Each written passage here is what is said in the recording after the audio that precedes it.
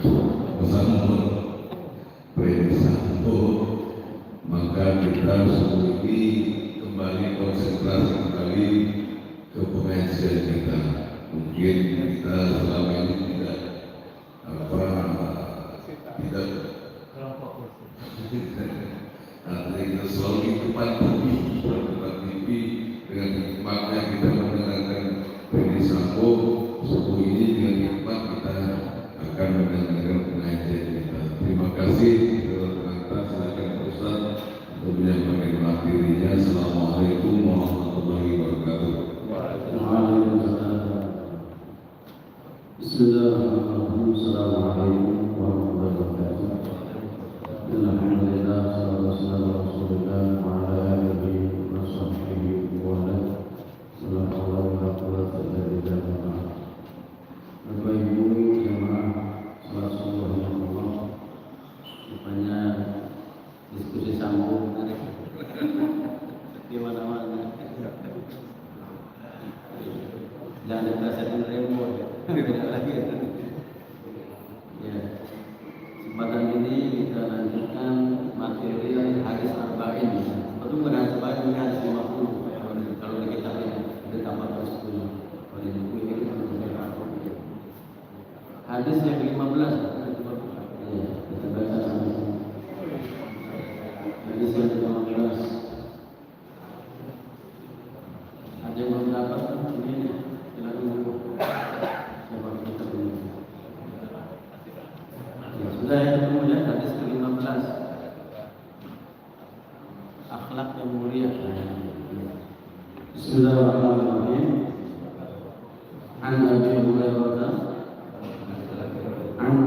Hurairah radhiyallahu anhu anna Rasulullah sallallahu alaihi wasallam qala man kana yu'minu billahi wal yawmil akhir falyakul khairan aw liyasmut wa man kana yu'minu billahi wal yawmil akhir falyukrim jarahu wa man kana yu'minu billahi wal yawmil akhir falyukrim dhaifahu. Rawahu Bukhari wa Muslim. Hadis ini ada di Sahih Bukhari dan di Sahih Muslim. Dalam beberapa riwayat ada perbedaan, misalkan tadi paling di tempat lain paling hijau. Kita terjemahkan dulu di situ ada mana? Diriwayatkan oleh Abu Hurairah radhiyallahu anhu anna Rasulullah sallallahu alaihi wasallam bersabda, "Man kana yu'minu billahi wal yawmil akhir, barang siapa yang beriman kepada Allah dan hari akhir." Selalu kata-kata beriman menggunakan fi'il mudhari. Fi'il mudhari itu dalam bahasa Inggris apa? Present continuous tense. Apa itu? Jadi kata yang berlaku sekarang dan terus berkesinambungan. Karena iman itu tadi dijaga, tidak boleh berhenti sekarang. Ya, barang siapa yang senantiasa barang siapa yang senantiasa beriman kepada Allah dan hari akhir. Ya, nggak cukup beriman senantiasa kepada Allah. Faliyaqul khairan, maka hendaklah dia berkata-kata baik, aw yasmut, atau diam, tidak bisa ngomong baiknya. Wa man kana yu'minu billahi wal yawmil akhir, barang siapa yang senantiasa beriman kepada Allah dan hari akhir, falyukrim jarahu, maka hendaklah memuliakan tetangganya. Dalam kaitan dikatakan fala yu'li jarahu, jangan menyakiti. Dalam versi lain riwayat fala yu'li jarahu, jangan menyakiti tetangganya. Wa man kana yu'minu billahi wal yawmil akhir, barang siapa yang beriman senantiasa beriman kepada Allah dan Rasul dan pada hari akhir, falyukrim dhaifahu, maka hendaklah memuliakan tamu. Berarti ada tiga ya. Berkata baik atau diam. Yang kedua memuliakan tetangga. Yang ketiga apa? Memuliakan tamu. Ayo kita Perawinya di sini adalah Abu Hurairah. Siapa Abu Hurairah? Sudah sering saya sampaikan, nama aslinya adalah Abdurrahman bin Sakhr. Ya, beliau ini sahabat yang sebetulnya 7 tahun sebelum Nabi wafat baru masuk Islam. Tidak lama, tetapi yang hebatnya meskipun dia 7 tahun sebelum Nabi masuk Islamnya, yang paling banyak hafal hadisnya itu Abu Hurairah. Bisa ya, mengalahkan Abu Bakar, mengalahkan Umar, mengalahkan Utsman, mengalahkan Ali. Yang dari awal sudah Islam ya. Kok bisa? Bisa. Kenapa? Sejak Islam dia minta didoakan Nabi. Nabi doakan saya biar gampang hafalannya, didoakan. Kata Abu Hurairah ceritanya Nabi Abu Hurairah itu Nabi membentangkan selain iya, dibentangkan.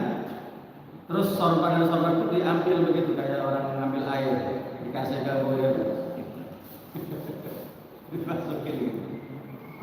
Kata Abu Hurairah, sejak itu saya ketika baca langsung hafal. Apa aja dengar langsung.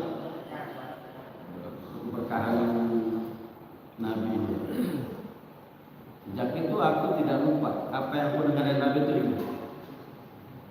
Makanya kata para ulama hadis, beliau ini terbanyak menghafalkan hadis. Kenapa? Setelah itu beliau tidak kemana-mana, tidak kerja, tidak jualan, dia cuma belajar hadis dengan Nabi di masjid.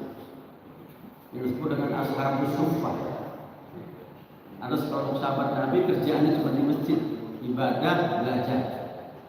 Dan Nabi yang biaya sudah, kalau kamu nggak mau kerja sudah dikasih apa adanya dibuat makan. Nah itu kan. Makanya dengan sekelompok orang ini hadis-hadis Nabi itu terjaga. Nah itu. Salah satunya Abu Hurairah 7 tahun kerjaan itu aja. Ya 7 tahun ngapalin hadis kata ulama sekitar 6.000 hadis. Ada yang panjang, ada yang pendek, ya. Luar biasa. Kalau Allah berkehendak selesai. Nah beliau ini itu jadi ashabus itu sekilas saja. Beliau ini dari Yaman, ya, dari kabilah Daus. Itulah hebatnya. Ternyata banyak sahabat Nabi berasal dari Yaman. Sampai sekarang Yaman itu termasuk wilayah, ya, keislamannya itu luar biasa. Termasuk negara kita ini banyak Islamnya juga dari Hadramaut, ya. Hadramaut itu di Yaman. Sampai sekarang masih ada. Masih ada hubungannya. Jadi ada 2 kota yang berpengaruh ke kita di Yaman itu. Pertama kota Hadramaut, yang kedua Tarim. Makanya disebut dengan kotanya para wali. Baik. Itu sekilas tentang siapa? Abu Hurairah. Kita akan coba hadisnya. Man kana yu'minu billahi wal yawmil akhir. Ya. Kata-kata man di sini sebetulnya syarat. Barang siapa ini umum ya, mau laki mau perempuan, mau muda mau tua. Barang siapa yang senantiasa beriman yu'min, makanya saya katakan tadi kata-kata Al-Quran maupun hadis ya memang ada sebagian, tapi kebanyakan menggunakan kata iman itu dengan fi'il atau kata kerja mudhari yang berkelanjutan, ya, present continuous. Jadi iman itu sudah ada sebelumnya tapi harus tetap dijaga. Barang siapa yang senantiasa beriman kepada Allah, sudah jelas imannya apa? Minimal ada 3 ya. Pertama, meyakini sifat wajib Allah kan gitu. Kedua, menolak sifat mustahil kan gitu. Allah punya sifat mustahil, lawan dari sifat wajib. Yang ketiga, mempercayai ada sifat jaiz. Jaiz itu boleh. Contohnya sifat wajib apa? Wujud, ya. Lawan dari wujud apa? Adam. Tidak ada. Itu mustahil kalau Allah nggak ada. Ya, kalau orang nggak percaya keberadaan Allah, berarti dia mempercayai lawannya apa? Mempercayai nggak ada, berarti orang tidak bertuhan. Kalau orang tidak bertuhan itu berarti dia nggak punya pegangan apa-apa. Ya. Orang yang nggak bertuhan nggak punya pegangan apa mau dipegang? Harta hilang, ya. Apalagi keluarga hilang nggak keluarga? Bisa hilang, mati, selesai. Ya. Pegangan kita cuma satu, agama yaitu Allah, dibawa sampai mati. Maka jangan salah pegang kita. Ya. Kita pegang presiden, paling umurnya berapa? Berapa tahun? 5 tahun. Ya, bentuk dari presiden ganti lagi kebijakannya. Orang nggak bisa pegang selamanya, tapi kalau Allah kita pegang selamanya sampai kita bawa mati. Ya. Jaiznya apa sifat jaiz? Kalau yang wajib dengan mustahil sudah banyak belajar. Ada wujud, idam, bako, khalaqatul hawadisi, ya kan? Qiyamuhu binafsihi, bla ya. Yang jaiznya itu adalah satu, semua yang ada di alam semesta itu bagi Allah mungkin. Nah, paham nggak? Orang miskin mungkin jadi kaya nggak? Mungkin. Itu hukum Allah itu. Orang sakit menurut medis itu mati, bisa tetap hidup enggak? Bisa. Bisa sembuh enggak? Bisa. Nah, disitulah kita kalau sudah beriman kepada Allah, bicara hukum alam kembali kepada hukum jaiz, semuanya serba mungkin bagi Allah Subhanahu. Tidak ada yang mustahil. Nah, paham enggak? Itu yang maksud dengan beriman. Kalau Anda bilang enggak mungkinlah sembuh, berarti Anda sudah enggak percaya ke kemampuan Tuhan. Enggak mungkinlah saya kaya, Anda enggak percaya. Iya, berapa banyak orang miliuner itu berasal dari orang enggak punya. Iya. Kalau bicara akal enggak nyampe itu. Tapi begitulah itu. Semua kehidupan ini dalam undang-undangnya Allah serba mungkin. Enggak ada yang enggak mungkin.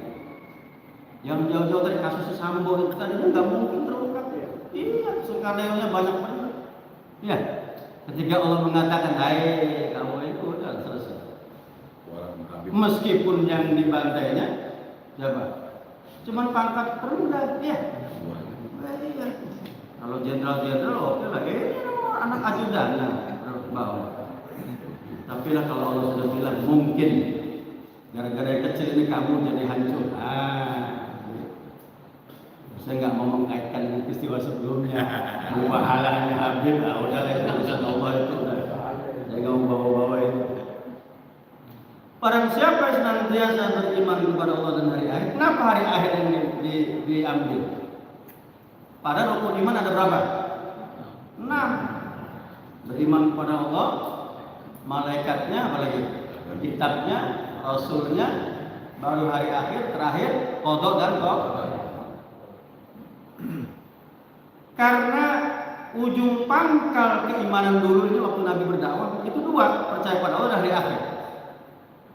Orang Arab jahiliyah dulu percaya adanya Tuhan, tapi nggak percaya adanya kebangkitan dari alam kubur, nggak percaya adanya alam akhir. Wah, selamat datang orang jauh ya.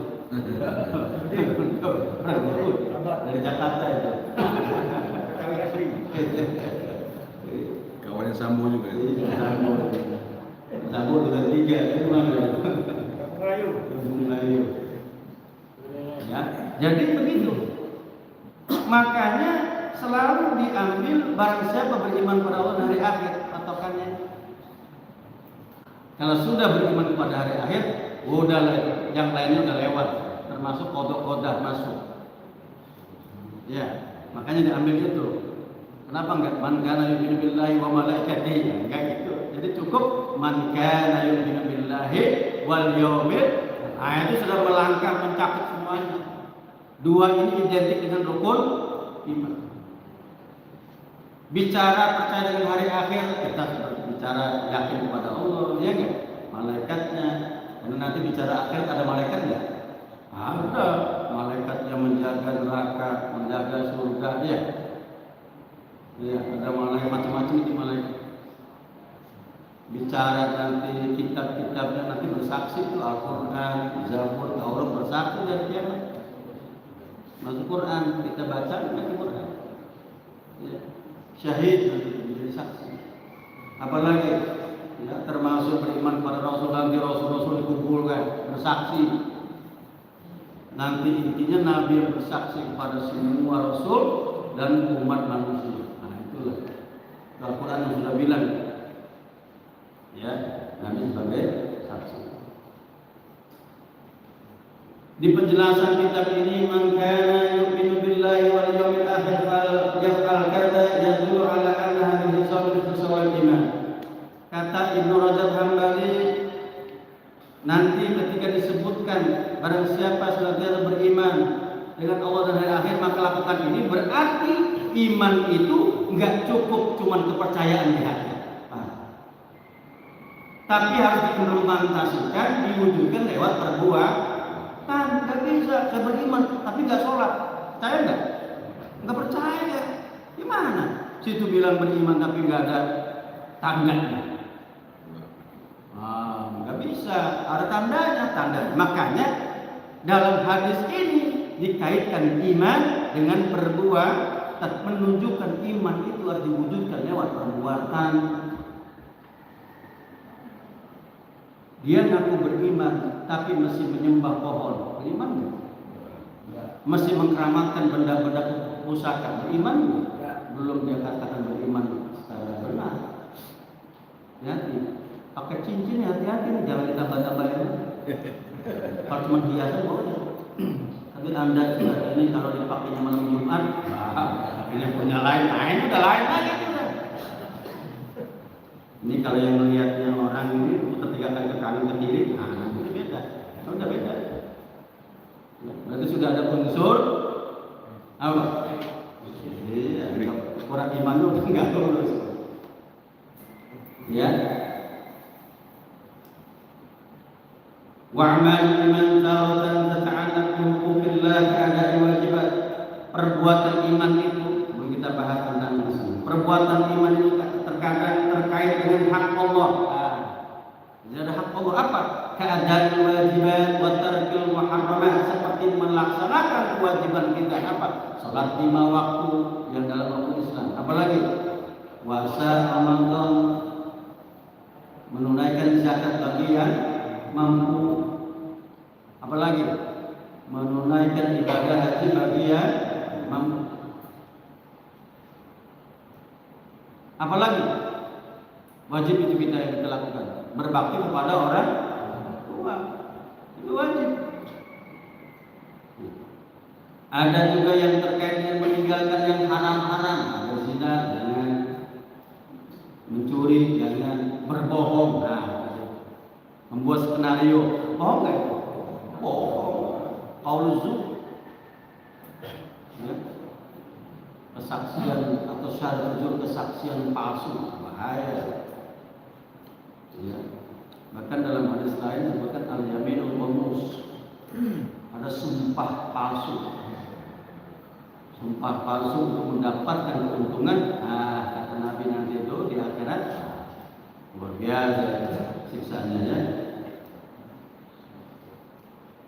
Wa min dzalika qaulul khair, termasuk dalam hadis yang pertama, fal yaqul khairan, barang siapa senantiasa beriman kepada Allah dan hari akhir, maka hendaklah berkata-kata baik. Perkataan baik ini umum. Ya. Zikir kata baik ya? Baik. Menasihati orang kata baik enggak? Baik. Menunjukkan orang kepada kebaikan juga baik. Baca Quran itu perkataan baik. Baik. Pokoknya baik-baik. Ngajarin orang untuk bisa sholat baik. Nah, berkata-kata baik ini luar biasa. Inilah yang disebut kata Imam Ibnu Rajab, ini terkait hubungan kita kepada Allah secara langsung. Makanya dalam Al-Quran disebut wal kalimah thayyibah ya. Syajarah, seperti pohon menjulang tinggi, akarnya kuat di bumi dan rantingnya sampai menembus langit. Maksudnya apa?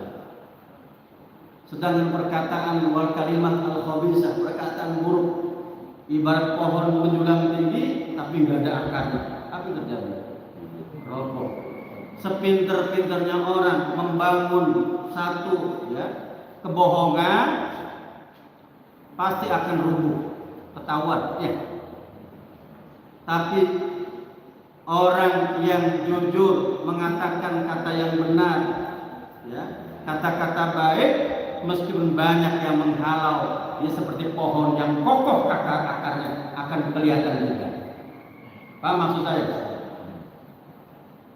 Iya, kalau orang berbohong, mohon maaf, ketika dia berbohong apa yang dia lakukan supaya bohong pertama itu nggak kelihatan? Bohong kedua. Bohong kedua supaya nggak ketahuan, apalagi bohong ketiga. Selama dia nggak mengungkap kebohongan, bohong terus. Nggak ada selesainya. Kapan bohongnya selesai? Kalau dia sudah mengatakan dia yang paling bohong, selesai. Berarti yang benar ini.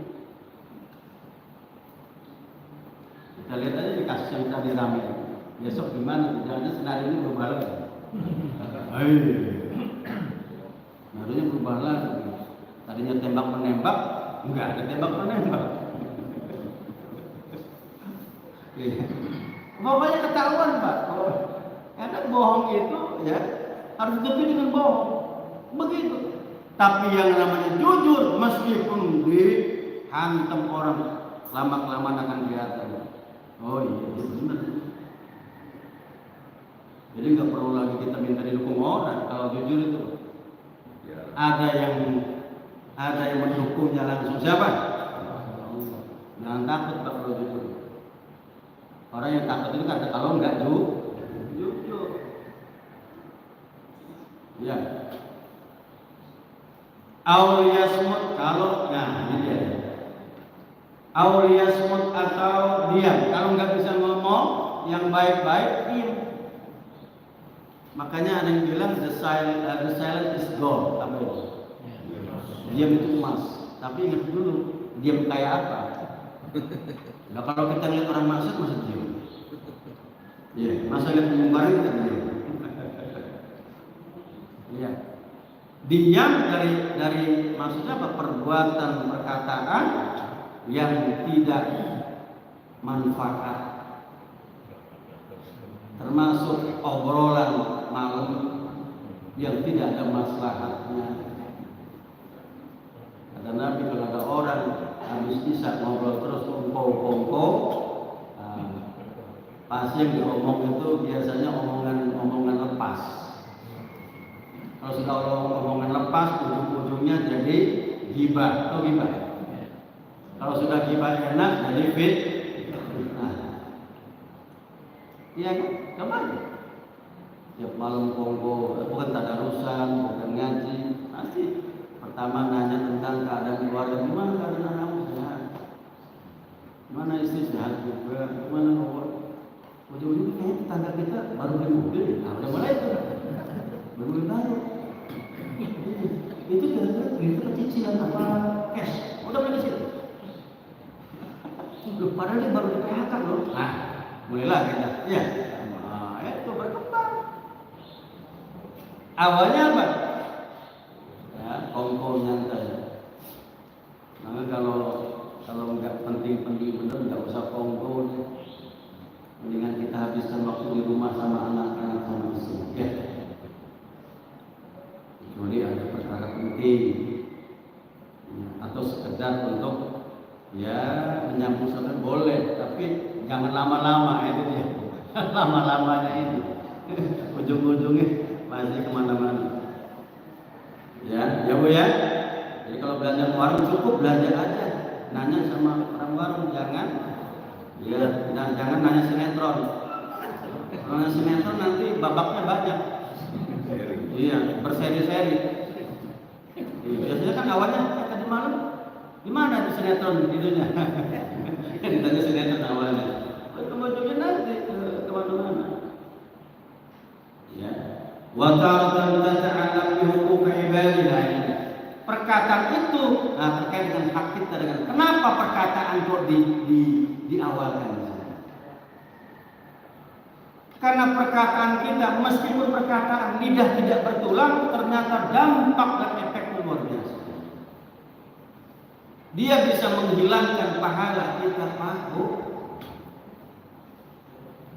Maka ketika Nabi itu menasihati Abu Dzar dan yang lain-lain,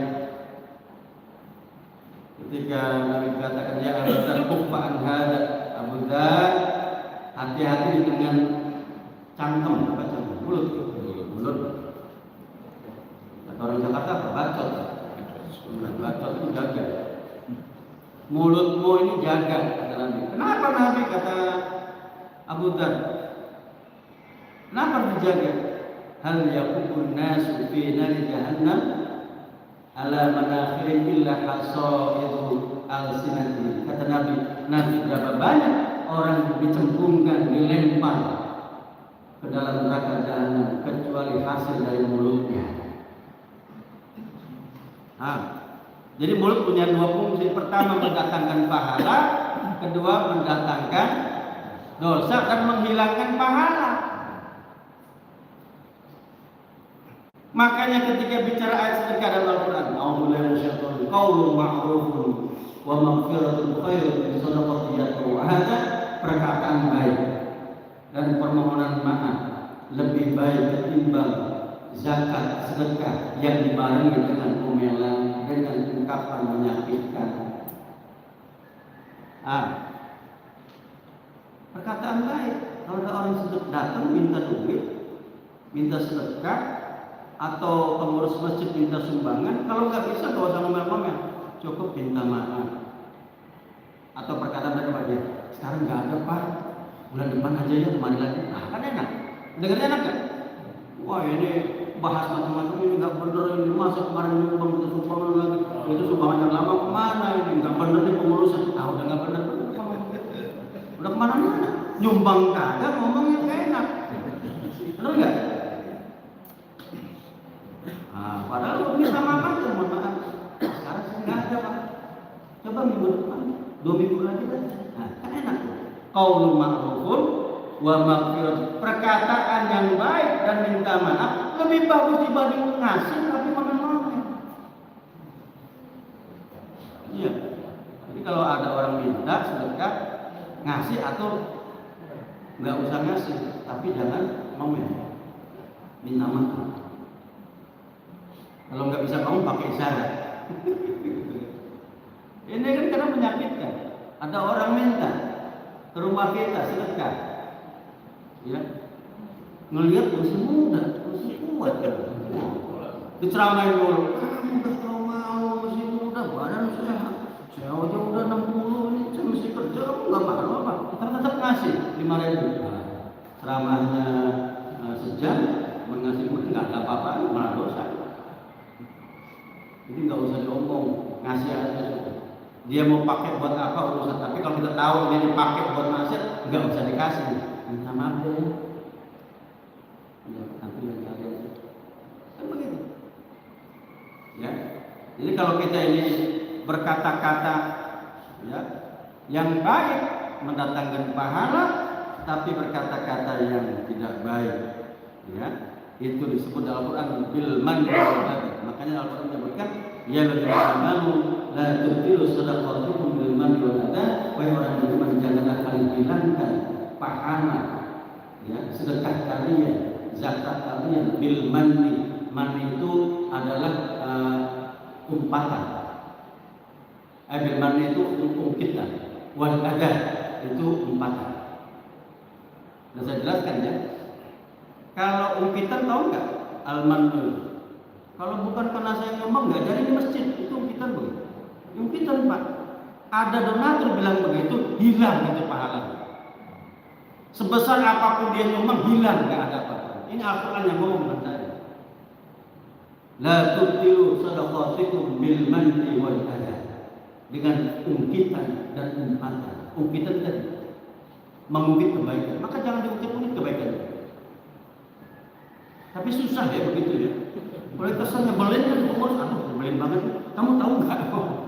Ya, itu pasti tahu nggak, saya cuma nggak jadi. Nah, selesai apa? Hilang udah. Maka jangan ini godaan lisan, godaan lisan. Wal adha, dan juga umpatan, udah ngasih umpat. Apa kata Al-Quran? Orang yang sedekah dibarengi dengan umpitan dan umpatan, ya. Kama tali sofwalin al-turab, seperti batu kali besar, di atasnya ada debu, asobawa biru, kemudian tertimpa hujan deras. Apa itu terjadi? Ada bekasnya enggak? Debu pasir yang di atas batu kali, enggak ada. Begitu umpama kita batu kalinya, sedekah kita seperti pasir yang nempel itu, kena hujan besar. Iya. Masih mending hujan besar kalau ada penduduknya. Pakai pecah tuh batunya kena. Udah hilang pasirnya, batunya pecah. Ya. Nah, makanya lisan ini Nabi sering ingatkan terus, jaga lisan kalian, jaga lisan kalian. Salah satu menjaga lisan dengan kalimat thayyibah, ya, dengan membaca Al-Qur'an. Ingat enggak kalau kalimat thayyibah zikir kepada Allah itu menenangkan hati, ala dzikrillah tatma'innul qulub. Tahuilah kalau berzikir kepada Allah itu menenangkan hati. Bagi yang galau, bagi yang punya problem, enggak tenang jiwanya, silakan berzikir. Cukup zikir yang diajarkan Nabi. Habis sholat baca tasbih, baca hamdalah, baca apa, takbir sekian kali, ya. Nah, ini lisan yang pertama. Yang kedua dan ketiga, diulang lagi tuh, barang siapa yang beriman, ya, senantiasa beriman Allah dan akhir. Berarti semuanya perbuatannya dikaitkan dengan iman. Yang kedua ini dan ketiga terkait dengan hubungan kita dengan orang lain. Kalau tadi kan lisan masing-masing tuh, iya, lisan masing-masing. Saya pernah baca postingan video, ada anak Mesir remaja buta, hafal Quran. Ketika itu dia juara, dapat hadiah besar, bisa buat operasi mata. Itu di Timur Tengah, saya lupa di Saudi. Itu anak ini bukan dari Arab Saudi, tapi dari negara Islam yang lain, negara miskin. Ditanya, kamu dapat hadiah besar ini dan ini biaya bisa buat biaya operasi mata, gimana? Apa jawaban dia? Enggak usah, biarkan ini saya ambil untuk keluarganya, biarkan mata saya seperti ini. Apa kata? Kalau saya melihat tentu saya bisa menjaga hafalan Quran saya. Biarkan saya buta, saya masih menjaga kalam Allah ini, Al-Quran. Dibandingkan saya nanti melihat, saya mengabaikan, melupakan ayat-ayat Allah.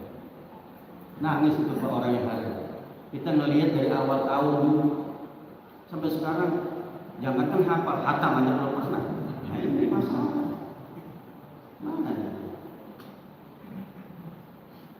Ya sampai segitunya. Kalau kita kan alhamdulillah ada biaya buat operasi mata, dia nggak mau, itu anak luar biasa. Saya sempat nanya sih, ya Allah, orang ini sampai segitu. Kalau saya dioperasi dan bisa melihat, jangan-jangan saya nggak seperti sekarang. Saya lupa dengan firman Allah. Saya lupa lagi, nggak ngaji lagi. Karena godaan mata ini luar biasa. Ya, godaan mata ini luar biasa. Bisa lihat yang merah, yang hijau, yang kuning, yang kencang, yang keriput, kelihatan semua. Yang peot kelihatan juga. Mata.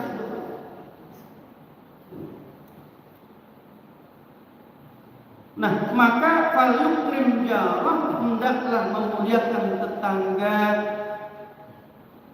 Kata-kata memuliakan itu apa? Kata orang memuliakan apa? Dia merasa nyaman kan?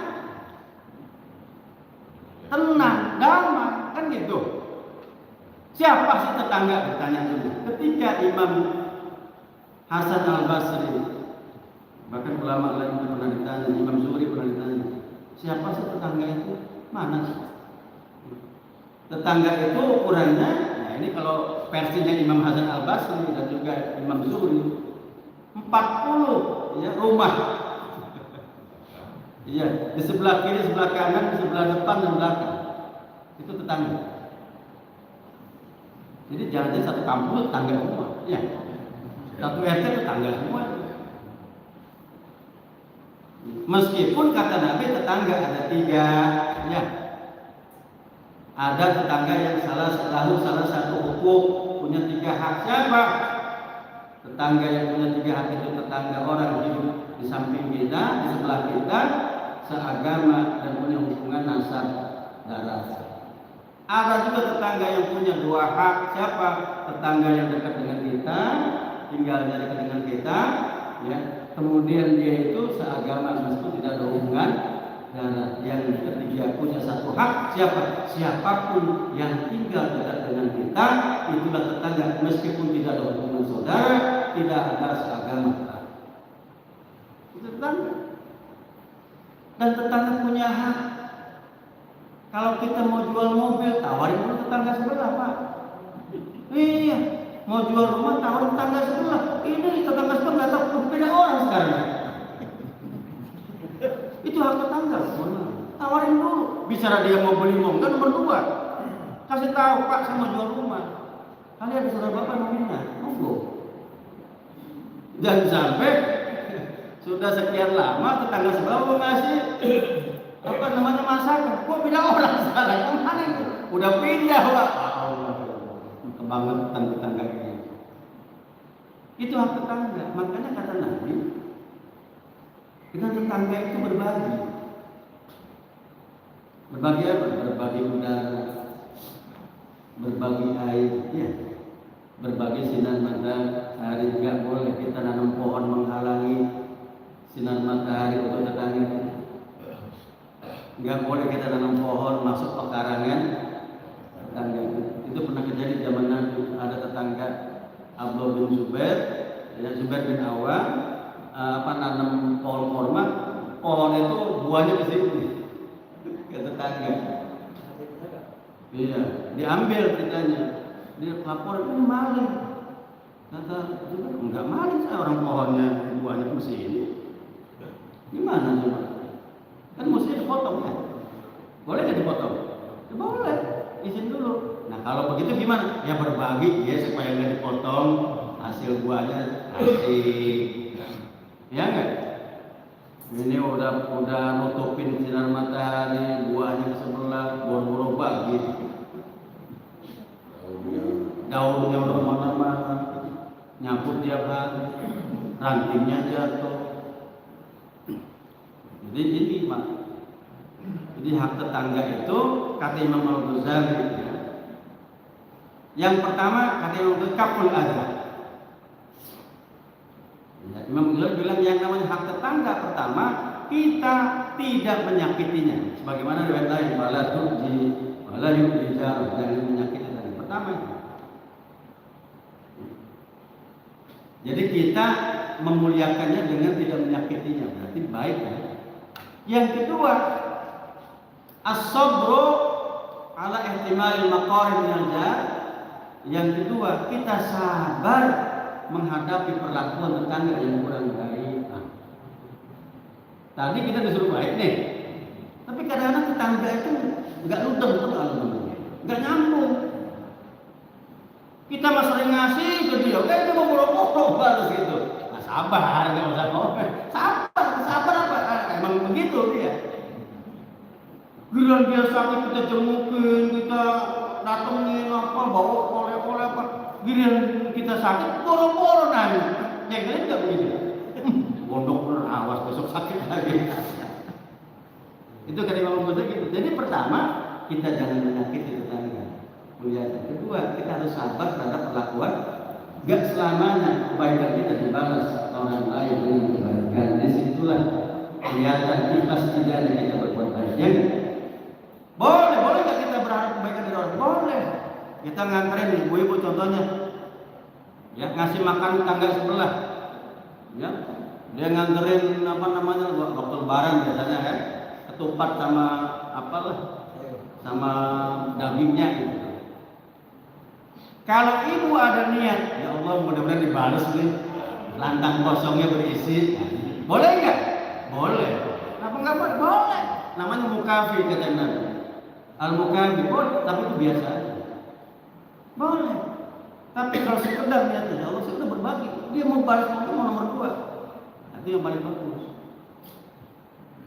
Karena kalau mengharapkan kebaikan dibalas itu kadang-kadang nyakitin. Kita udah enak ngasih semur daging ataupun apa namanya rendang, balasannya apa? Permen karet. atau makan anak-anak gitu, ciki. Ya bagus sih. Tapi sakitnya di sini. Sakitnya di hati, nggak diomong aja deh. Tapi kelamaan diomongin juga ujung-ujungnya. Ya Bu ya, makanya kalau ngasih ke orang tetangga jangan minta dibalas. Kalau dibalas tahu-tahu balasannya nggak enak, sebel. Ya enggak. Makanya kata Nabi Rasulullah SAW, ya, ada 3 perkara ya, yang apabila man kunna fihi hasal wa hisaba yasira wa dakhala jannah bi rahmatin, barang siapa punya 3 perkara maka dia akan dihisab di hari kiamat dengan mudah ya, dan dimasukkan surga dengan rahmat Allah. Pertama, tu'ti man haram, ya, berikan orang yang belum pernah memberi. Susah Pak. Kadang-kadang kita bertetangga itu kan nandai, nyirenin tuh. Kalau ngasih ngantar makanan kemana? Nah, kasih ini antar makanan ke rumah yang catnya hijau, jangan yang merah. Kenapa Bu? Yang merah mah pelit. Nggak pernah ngasih. Ya kan? Padahal kalau kita ngasih sama yang belum pernah ngasih itu luar biasa. Karena kita ngasih kepada orang yang pernah mengasih, berbalas-balasan, itu mukabir biasa. Ya, nah, kita mau yang biasa atau luar biasa? Mau yang luar biasa. Ini salah satunya. Yang kedua apa kata Nabi? Ya, takfu man aman zalama, memaafkan orang yang membuat zalim kamu. Ya kan? Wa tasil man qata'a, dan menyambung silaturahim kepada orang yang telah kamu putus. Ini 3 perkara luar biasa. Kalau kita amalkan, kita dihisab dan kiamat dengan mudah dan masuk surga dengan itu. Nah itu tetangga. Tetangga jadi ada hak. Kemudian yang terakhir, man kana yu'minu billahi wal yawmil akhir falyukrim dhaifah, barang siapa yang beriman kepada Allah dan hari akhir maka muliakan tamunya. Kata-kata tamu di sini ada yang mengatakan dalam kata falyukrim dhaifah, maka perbaiki ya, apa namanya jamuan tamu. Tapi lagi-lagi hari ini kadang-kadang saya berpikir zaman sekarang ini susah kita mencari tamu yang benar-benar tamu. Iya. Jangankan di rumah biasa, ke masjid aja ada orang numpang sholat, itu bukan niat sholat benar. Survei. Iya, prasurvei. Kotak masjid di mana aja. Lah iya. Sekarang ini mana? Makanya ada masjid dikunci. Saya gak nyalain juga, ada di Jakarta itu. Wah, saya mau sholat ini kunci. Saya tanya kenapa? Ini kan katanya banyak yang survei. Iya, sholatnya survei. Oh, di mana posisinya? Iya, kan biasa tuh ada kotak amal dan di masjidnya kejadian Pak. Kotak amalnya digondol maling, dibuang ke sawah kotaknya. Subhanallah. Apalagi tamu teman. Jadi ini kurok gaib atau memuliakan tamu ini apa namanya? Konteks apa namanya sesuai konteksnya. Hakikatnya tamu itu baik. Ya. Di daerah-daerah tertentu yang masih betul daerah itu luar biasa. Saya pernah ya ke pelosok di Jawa Timur dulu, ke daerah gunung-gunung, daerah Gunung Wilis kali itu. Saya pernah tugaskan kiai untuk berkemah berdakwah sambil apa namanya berbagi pakaian-pakaian pantas dari santri-santri yang pakai dibagi ke masyarakat di gunung-gunung. Itu mereka itu tidak mikir uang, maksudnya situ ngasih saya apa enggak begitu, enggak hitung-hitungan. Waktu saya tak pernah di jalan saya kehausan, saya lihat banyak pohon kelapa. Jadi kata saya, Bu, Mbak, boleh nggak saya minta maaf? Oh, nggak mau saya, diambilin. Ya, diambil, bahkan kalau bisa naik sendiri, diambil sepuasnya, diminum. Kalau sekarang mungkin tuh ada orang, boleh nggak minum kelapa? Ditinggalin, habis pohon kelapanya, buah-buahnya habis sama pohon kelapa jangan nggak ada. Jadi sekarang ini, mohon maaf ya, saya bukannya menyalahkan, tapi kondisional. Lihat, kalau kita aman dengan tamu yang datang, apa kita kenal, silakan melihat. Meskipun hakikatnya tamu secara umum adalah baik siapapun, kita berbuat baik pada siapapun itu tanpa harus mencari tahu latar belakangnya, itu menjadi kewajiban. Makanya saya itu di masjid pernah nyiapin dispenser segala apa itu, masjid saya open dispenser, ada minuman segala macam, ada mie bungkus segala macam. Ditulis silakan ambil sesuai kebutuhan. Ya. Rupanya ada market atau komplain, Pak, ini yang ambil bukannya sesuai kebutuhan, benar-benar diambil di luar kebutuhan. Oh, berarti ini orang belum bisa belajar. Ya. Sama halnya di masa Covid kemarin banyak orang nyumbang di jalan sayuran, ya, apalagi makanan. Maka berlatihlah kita untuk amanah, ambillah sesuai kebutuhan. Saya ada cerita sedikit. Ada kisah di Turki. Di Turki itu toko roti selalu menyediakan roti gratis. Dan itu juga ada di Mesir. Nah, roti gratis ini titipan dari orang donatur. Tolong ya, nanti kalau ada orang nggak mampu, kasih aja. Rupanya ada ibu-ibu, ini janda, dia punya anak, dia belum punya kerjaan. Datang ke tukang roti itu, Pak, saya butuh roti. Saya belum kerja, dia punya anak, punya makan. Ya udah ambil, Bu. Diambil, udah digantung itu. Diambil. Cukup segini, Bu, cukup. Diambil.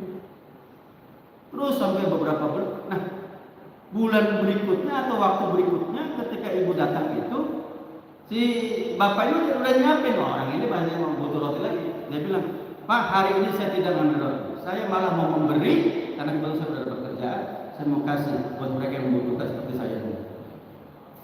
Mestinya begitu. Kita minyak goreng mahal. Biasanya beli minyak seminggu sekali, itu tiap hari beli minyak. Gimana nggak pusing pemerintahnya nggak? Antri panjang. Zolim nggak begitu? Zolim nggak? Tanya. Zolim, makanya saya larang, jangan. Kalau masih ada minyak di dapur nggak usah nimbun, ngapain kamu kayak begitu? Jangan, sesuai kebutuhan kamu. Kalau kamu ngambil bukan hak kamu, pasti kamu zolim. Gitu. Jadi ada kegiatan yang remeh kalau kita sebetulnya itu juga bermuara pada kita tidak menyuruhkan, tidak jujur.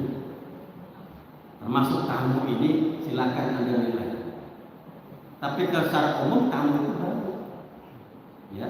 Nah, baik Bapak Ibu sekalian, dari sinilah kita bisa mengambil pelajaran. Ada 3 hal tadi yang dikaitkan dengan perbuatan iman. Satu, ya, tadi adalah berkata baik atau diam. Ya, terkait kita semua masing-masing ada hubungan kita dengan orang lain, memuliakan tetangga dan juga memuliakan tamu. Saya akan sampai di sini. Kalau ada yang bertanya monggo, kalau kita berdoa. Baik, materi yang disampaikan oleh guru kita, mudah-mudahan apa yang disampaikan beliau dapat kita pahami dan dapat kita laksanakan implementasikan di kehidupan kita.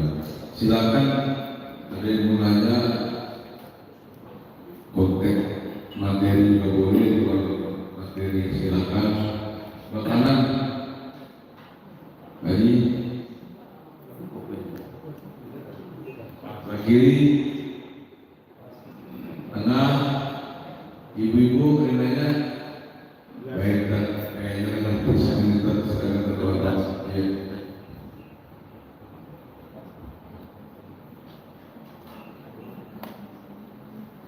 Baik Bapak Ibu, karena sudah jelas Dan sudah siang juga kita sama-sama berdoa mudah-mudahan apa yang kita pelajari dari hadis Nabi yang ke-15 ini dapat memberikan wawasan, ya, dan bisa mengarahkan kita untuk selalu berbuat baik dalam rangka mengisi kehidupan kita dan kasih sayang yang kita beri. Assalamualaikum warahmatullahi wabarakatuh. وعلى آله وصحبه أجمعين وعلمنا وعلم من قولنا وارزقنا عمرنا من قولنا في الدين والآخرة والنافع وارزقنا رأسنا الشفاء من داء السقم اللهم إنا نعوذ بك من لا يفقهنا قلبنا لا تشفى ومن عمل